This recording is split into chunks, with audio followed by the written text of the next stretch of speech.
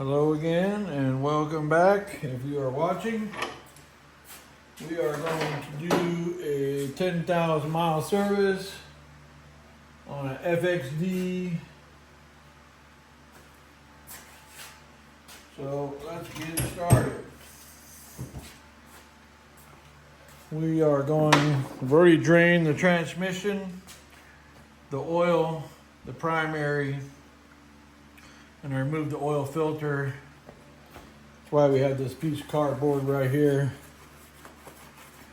is to help drain the oil, send it the direction we want it to so it doesn't drool all over the front motor mount.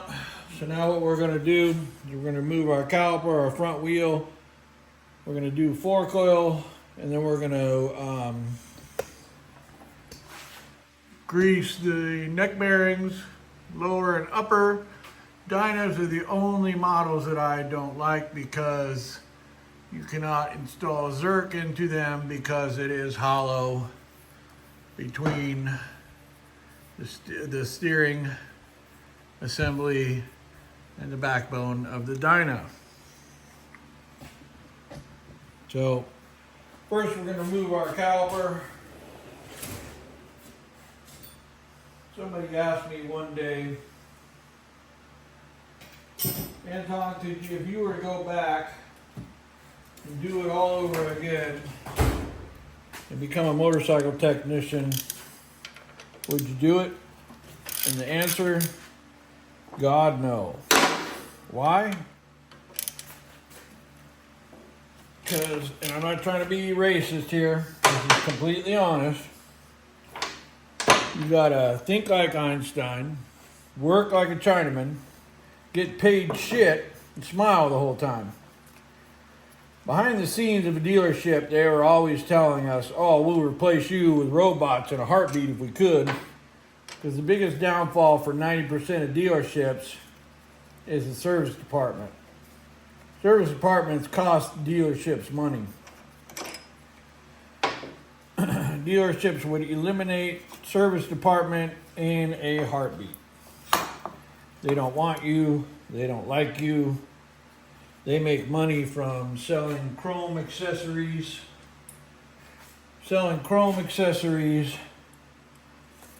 and honestly, t-shirts.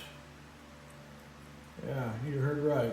They make more money from selling t-shirts than they do the motorcycle stuff from service department.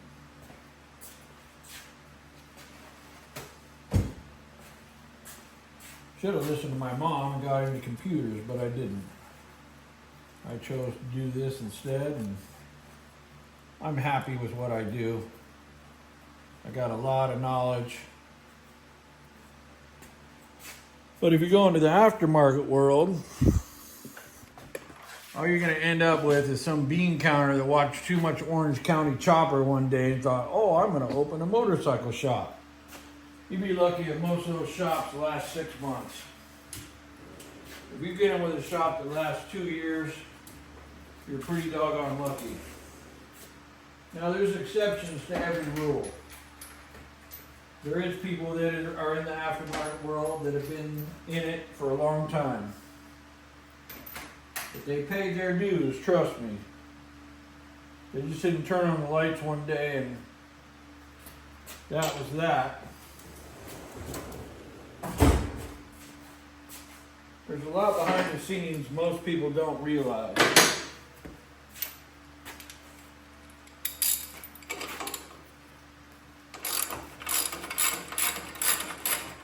You're going to spend ungodly amounts of money on tools. What's that? 9/16. And,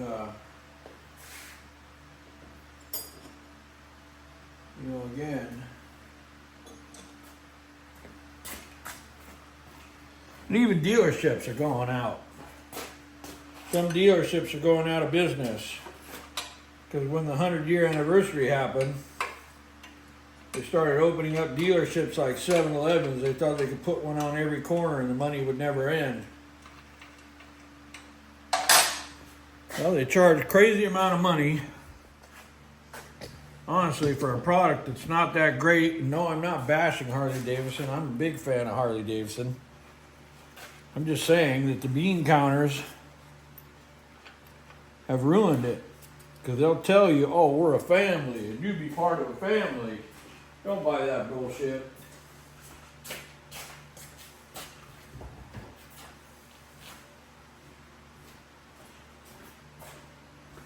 You meet a lot of cool Harley riders, but I've met a lot of cool motorcycle people just in general.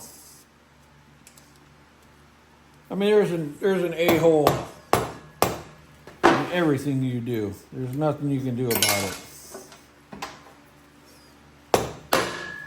But to charge the amount of money they charge for these friggin' motorcycles versus what you get, it's just insane. I'm a super fan of Buell. Buell didn't make it because they wanted an ungodly amount of money for them.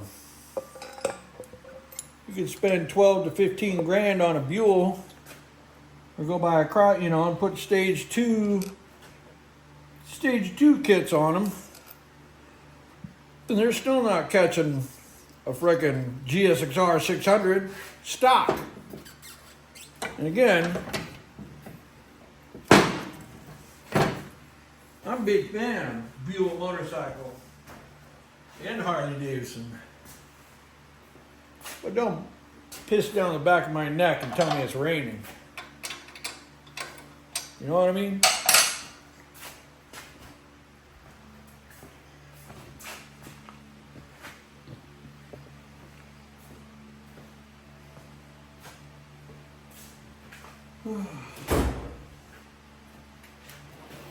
Half-inch. So yeah, you're gonna buy ungodly amount of tools. Wow, that fall away is soft. Look at how fast that just goes back and forth.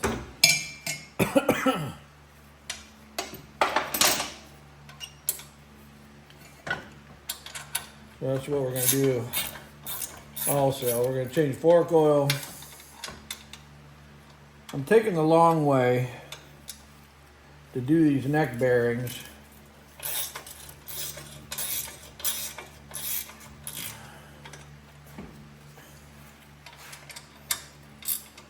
If I were in a dealership or a shop for that matter, I would do the short way.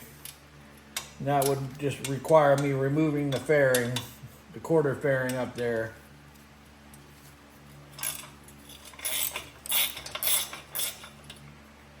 Removing the quarter fairing, loosening the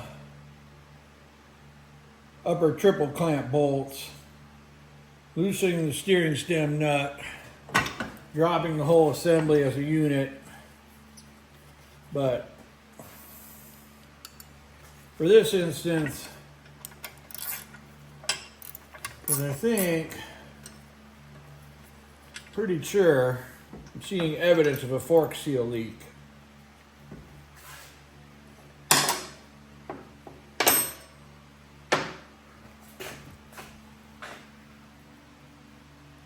Right here.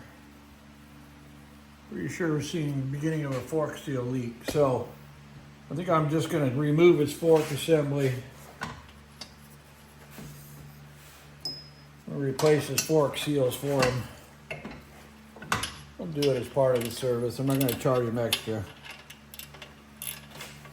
That's the nice thing with me, is I'll do a lot of side stuff for you. I'm not going to charge you extra. But no, you can't. The odds of you getting in with me are pretty slim, I'm sorry. So that's why I make these videos, so I can reach more people and show them more stuff about how this stuff really is.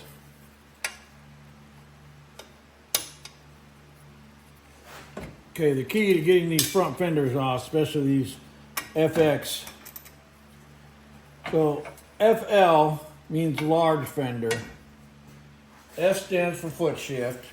And I'm sure somebody somewhere is watching this going, no, it doesn't. Yes, it does. F is for foot shift. L is for large fender, front fender. X is for narrow fender. And then D is for dyno. And yes, that's actually what that means. Foot shift, narrow fender, D is for dyno.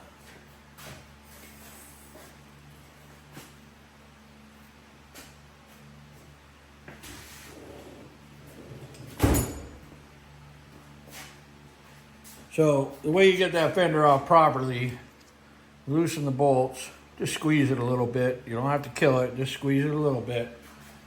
Now, again, he bought this bike used, and I'm not knocking it.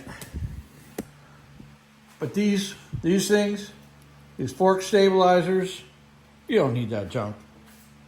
You really don't. It doesn't do anything.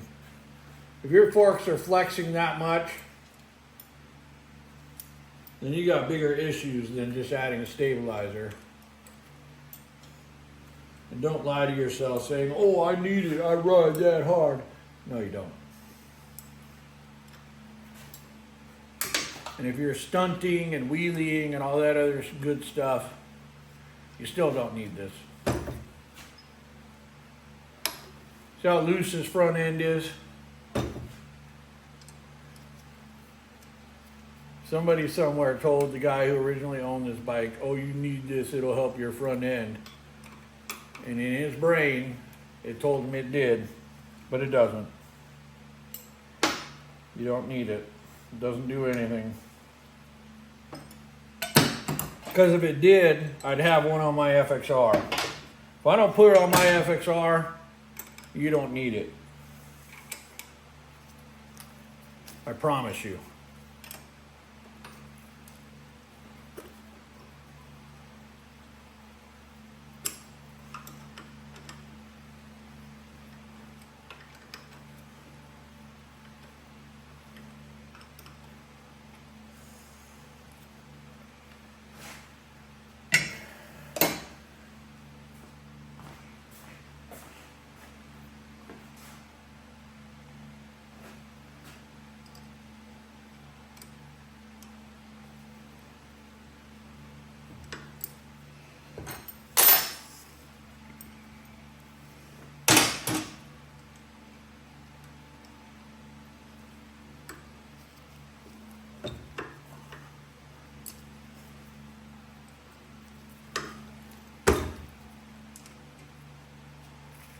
You could probably fast forward some of this.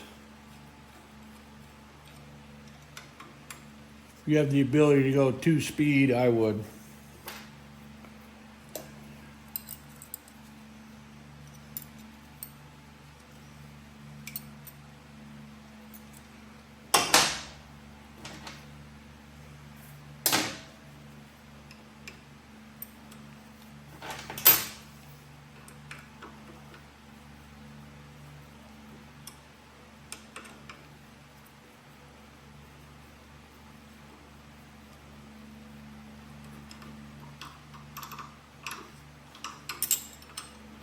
Gonna leave this in there loosely. Take it out as a unit.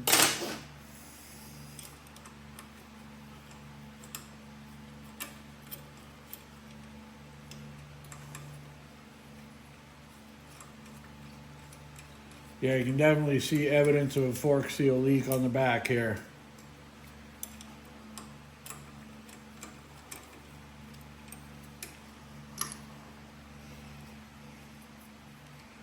I'll get you a better view.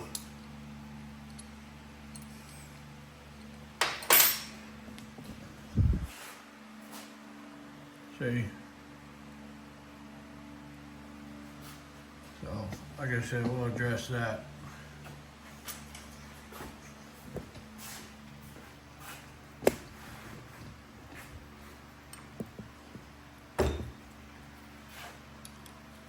speaking of address that, it reminds me to go wash my dirt bike. I'm gonna go riding on dirt bike riding Sunday.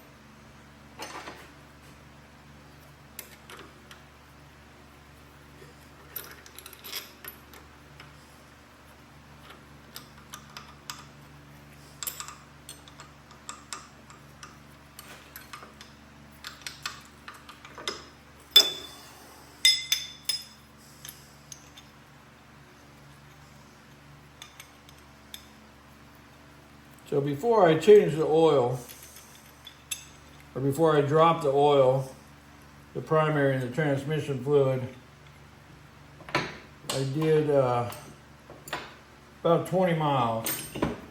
I like to change the fluids when it's warm. It flows better than if you're at home and you want to do it while everything's cold. So be it. That's fine. You do that. But when you're in the industry, time is of the essence. Basically, better time, better money.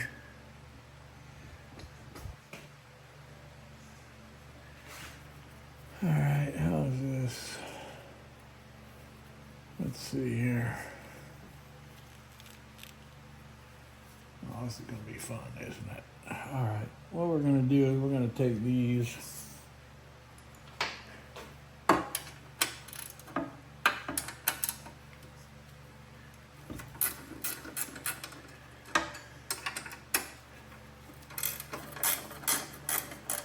But when you're at home, you got all day. You got all day, all night, 3 days, 2 days, however long you want to do this. It's entirely up to you.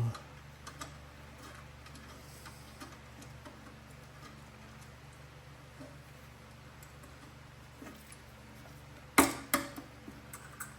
we go.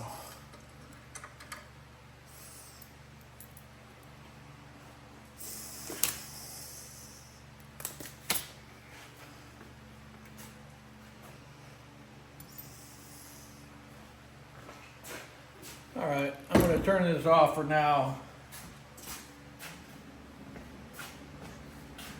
I'll come back on when I get better positioning.